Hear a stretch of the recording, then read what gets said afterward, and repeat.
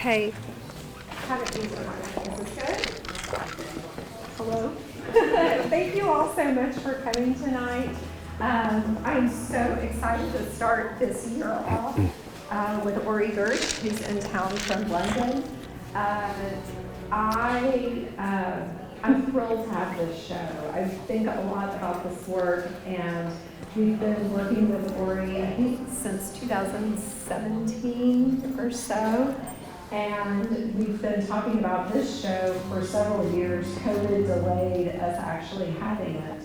And I'm thrilled for it to be here. I find Ori's work to be extremely moving and captivating, and it really holds my attention. And for me, I often think about art and how I look at things and why I look at things. And sometimes more than any artist we work with, I think Ori's work is really about looking and how we see and what a camera sees, what our eye sees, what's reality, what's truth. And it's just, I'm so glad you're here tonight and came here for the show and gave us such an incredible body of work.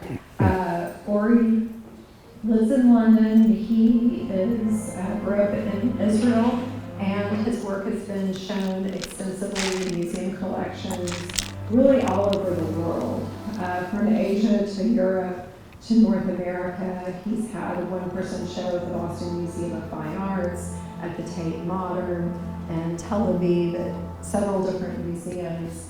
And he's been in group shows also around the world. And there's several wonderful publications and books on his work that you're welcome to look through while you're here. But he is one of the best speakers we've ever had. And so I'm going to go ahead and turn it over and let Ori talk about what inspires him and how these works are made. And I just want to say thank you so much for being here. We, in just about 10 days, will have new works of Leonardo Druce in the project gallery, so I invite you to come back. Ori's show will be up through April, but between now and then, all of the work in our other spaces is going to be rotating and changing. So please come back and see the show again and see the other things that we'll have. And Happy New Year, and thank you for being here. Thanks. Okay, thank you. Hi, everyone. Good evening. So, before I start to talk about specific work, I just want to give some sort of introduction that may be underlining my practice and my preoccupation. And in all the work, there are always aspects of destruction.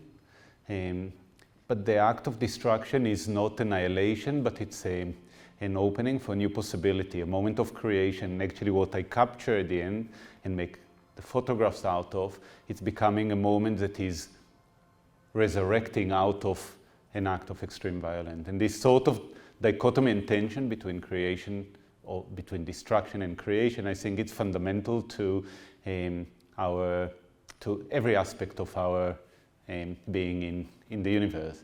And obviously, when you think about the ultimate destruction, the moment of the Big Bang, this monumental explosion that life emerged out of it, or you're thinking about the moment where oxygen became available in the atmosphere. It was annihilation for anaerobic organisms, and new life were emerging, and constantly see those sort of things. And I'm trying to create this tension in such ways that the moment of destruction is a very brutal one, and yet the images that are created always are quite seductive, delicate, beautiful, and inviting. So they're almost disguising the brutality that actually is inhibited within them. And another aspect that is appearing in all the work is, and I think it's a very photographic kind of idea, that our life are very ephemeral and temporal, and there is anxiety that come with it, and always a desire to try and hold on to something. We want to anchor a moment, or we want some reassurance that something is there, that we want to believe in some sort of way, to elude ourselves in some sort of eternity that give us some sort of grounding, because everything is so fleeting and it can be quite a scary experience. And photography is very much a medium that is doing this, and sometimes it can be quite frightening when we look at photograph of somebody that was close to us and passed away, but the photograph is kind of retaining them. The photography had the ability, this kind of almost mystical capability, to freeze the present and turn it into eternal. And in a lot of my work, I'm kind of working on those sort of tension, a desire to hold on to something, but something that is fleeting. These moments that you see here, moment of explosions that happening really at the folds of time, at the speed of 50,000th of a second. Moments that exist and at the same time they do not exist at all. We have no way to experience them without a technology. Moments that the sense of presence of them is, or they're occurring really at the curse of time. The kind of, they're there and they are not simultaneously. And yet the photograph is freezing them and turning them into more eternal moments, moments that can never escape. So the desire to hold on to something, to time itself almost, that is fleeting away, is another aspect that is reoccurring in all my work in different ways. But I want to focus on slightly different aspect now, and that is very prominent in the work that I've done here. And it's how technology and technological advancement are changing the relationship that we have with the world, our sense of reality, and with this sense of reality, the way that affect the way artists are kind of representing things or representing the world. And when I make work, I tend to think about three revolutions.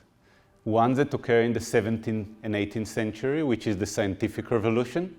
The second that occurred in the 19th century or 18th, 19th century, which is the industrial revolution. And the moment we are living in today, which is the technological revolution. And each one of these is fundamental to photography, but also for our relationship, I think, with the world that around us. And each one had profound kind of political and ideological implication too. So the first revolution in the 17th century, the scientific revolution, at this time, magnifying lenses were invented.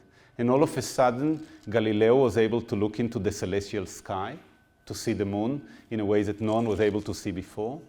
And somebody like Leeuwenhoek in Holland was able to look through a microscope, lenses that he developed himself on a candle with melted glass and polished them, to look at microscopic organisms that no one was able to see before as well. So the large and the small all of a sudden became attainable to us. But what is profound about this moment from my point of view is those lenses are becoming an extension to the human eye. It's the first time that we can see far beyond our physical and sensual limitations. And it's a moment where, to an extent, we can think space is being compressed. The large and the small are becoming much attainable to us all of a sudden. And if you think about it, it's a lot of things happening around this time. So for example, cartography around the same time. People were able to make the large world compress it into small maps. And as a result of this, imperialism started because they can reach much further by making the world smaller. So space is being compressed. The lenses that were invented in the 17th and 18th century did not change. I mean, they are improved, but not changed. The same principle that was used by Galileo is used to make all the photographs that I'm making now. Then, 19th century is the Industrial Revolution. And I think about it as the revolution of speed. Everything started to move in a much quicker way, quicker to our biological tempo. So you think about the steam engine, of course, you think about Albert Einstein trying to find a solution for the trains because they're moving in different time in different parts of the world. We're thinking about factories that are producing so quickly. And with this, photography is invented. So in 1839, photography, what is invented actually is the chemistry that can actually freeze and keep a moment and turn it eternal. So the optics was in the 17th century, and then the chemistry in the 19th century, and photography as a medium exists. This is the time, the Industrial Revolution, where time is compressed. So we have the compression of space and then the compression of time. And now in the digital revolution, the 21st century, it's a completely meltdown of time and space. And I think about it, I mean, there are a lot of good examples, but let's say we watch a football game or a basketball game and we watch it on TV and somebody is in the stadium and we get the sense that we have the same experience, although we are experiencing something through digital medium, but emotionally and almost physically we are very, very close. So this whole idea of proximity, of where we are and what we're experiencing, we can look at something that happened yesterday, but it's transmitted right now, and we have a sense that we are there right now. So this whole sense of space and time kind of changed dramatically. How does this work with all the things that I'm making? So in the new work, I work with explosion and work with flowers in the past. And this idea of events that are happening very quick, that are happening in the folds of time, that only technology makes them available to us. Without technology, we cannot experience this moment at all. This is something I've done before. But what I introduce now is a new aspect. I made these photographs. To start with, I start to collect all the butterflies and all the insects online. So I start to think that what I'm doing, there is a process of almost digital colonialism. I'm sitting on my computer and I order some butterfly from Indonesia and some other insect from Africa. And they're all arriving at my studio through the door in little boxes without me moving at all. So I kind of create this world. This is similar to something that happened in the 17th century. Jan Bruegel was doing flowers paintings, and he was relying on flowers that start to arrive from Iran and from Turkey. All these flowers arrived to his studio, and he was able to paint them. Flowers that could never be in single vase 100 years earlier, all of a sudden were able. So the same thing I'm doing, but with the aid of a digital and kind of a global trading that is occurring now. And then I arrange them, and I freeze them with liquid nitrogen and explode them with detonation. And I capture this moment like I've done before. But what I've done here, and this time, I capture them at very low resolution, intentionally at a very low resolution. So there is not a lot of information in the photographs. And then I take this little photograph that I have, and I blow them sometimes to the size of this photograph here, of over 2 meters, so it's 7 foot tall. But it's an impossible thing to do, because imagine that the photograph is like a stocking. And when you start to stretch a stocking, there is a point where you start to have holes start to appear. It becomes like a net because you stretch and stretch and stretch, and then there is not enough fabric to cover all the space. That's what happened with this photograph. So I have to fill those gaps somehow. So what I do then is I take these files and I enlarge them to such a scale and put them through an artificial intelligence software that is helping the enlargement. And what the artificial intelligence is doing is not inventing anything new, but it's recognizing the information that is there and then filling the surfaces that are missing. So you start to have a static here that is a fusion between the optical world and the digital world. Almost a new aesthetic that's emerging that I kind of feel that it's becoming part of the world that we're living in today. A world that is constantly in flux between the digital and the physical. Almost, I look at my children entering into avatar spaces and outside of these avatar spaces and the qualities that are appearing. And when you start to look at these images closely, you'll start to look at this big peony, for example, and you look how smooth the surface is, almost like silk. It's because the AI recognizes smooth surface and kind of help it to smooth even further. Or you look at some moments where there is a butterfly there, and you see that the colors are almost blocks because there was not enough information, and then the imagination of the computer couldn't see the gradation, so it kind of look at it as blocks of color. So you start to have things that are almost subtle, but when you look at them closely, you start to realize how they are shifting the visual and aesthetic quality of reality. They are absolute photographs. These moments are recorded by a lens, and I talked earlier on about the 17th century and about the invention of the lens. All my photographs are based on what was in front of the lens. And I think that this is a very important aspect and quality of photography.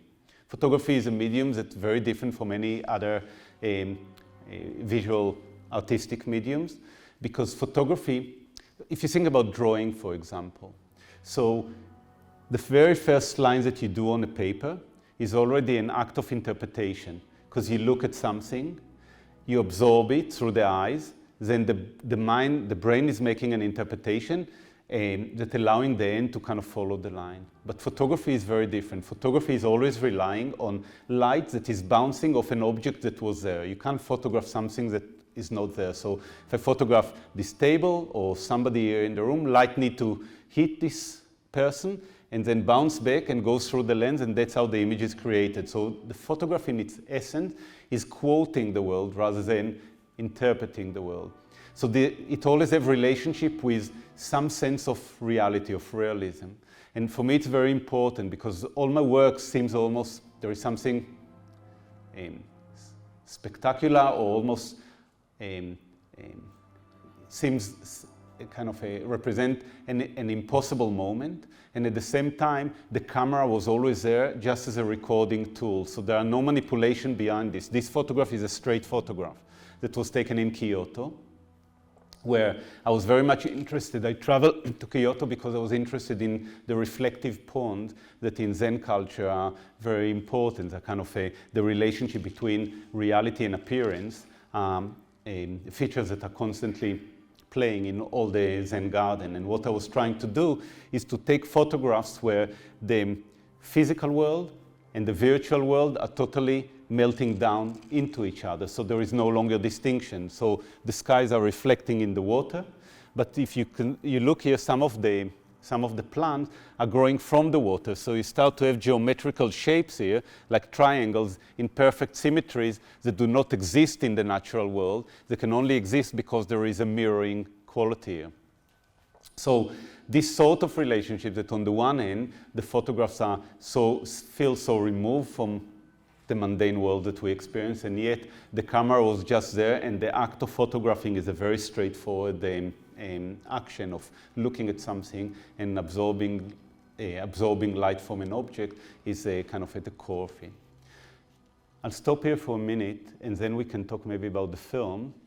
Or maybe I'll talk about the film here, and then people can go and see the film. I think it's maybe a better experience. Okay, so just a pause for a second if anyone wants to ask me anything before I kind of move and talk about the room with the film installation. Yes?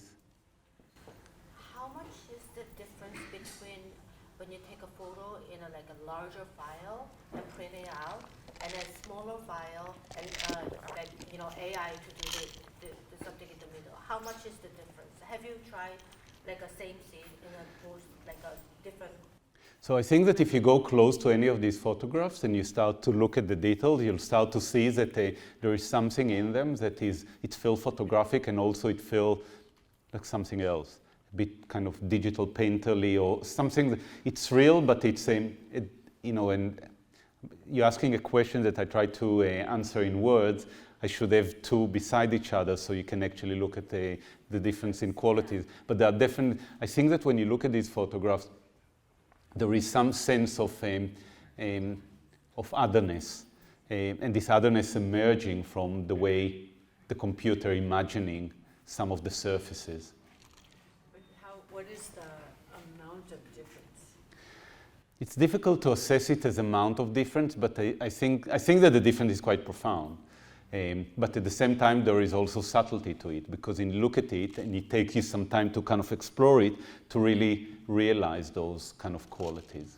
Have you ever put them side by side, like the photograph? I can't blow, the photograph that I took optically, I cannot blow to this. It will be just a blur because there is not enough information, so it will be pixelated, and then it will reach, on this scale, you probably have to stand on the other side of the room, and hopefully you'll be able to kind of make sense of the image. This is the image exploded of this, is it not? Yes. What is the normal size of the photographic image? Is this enlarged as well with AI? Yeah, as well. I mean, the original file are tiny. Tiny, okay, so Yeah. these are both enhanced? Yeah. And then this is exploded, did you do? This is after the explosion, so there are elements that are burned out already, and they're kind of so it's a mixture. it's very peculiar because it feels very alive, and then there are certain elements in there that are just been taken away or burned out, and this is a much earlier, the explosion itself. Did you ever explore or kind of investigate the different surfaces that you were going to print on, or has it always been this kind of matte, shiny?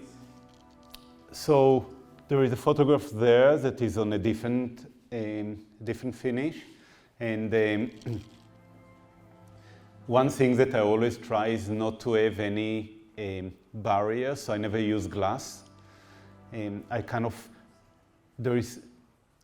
Photography is a peculiar medium as well, because when you think about painting, there is a physical surface. You can come close to the surface, you can touch it, and you can actually feel the paintbrush. Photography creates an illusion of something that is there, but it's a paper and there is nothing behind it. It's a virtual medium. The image is somehow floating in a space that is very difficult to decipher. But in a lot of my work, there is a sense of tactility. And I think it's very important for me to have this illusion and to invite people that are looking at the work as close as possible, and also to seduce to touch. And so I chose a particular presentation that there is no barrier, so you never feel that you stand in a glass creating, a space that is somehow removing the work from you. So that's why I use this sort of presentation approach, which is a print mounted on aluminum, and then on the top there is a silicone that is a UV protective and also protect from mechanical damages.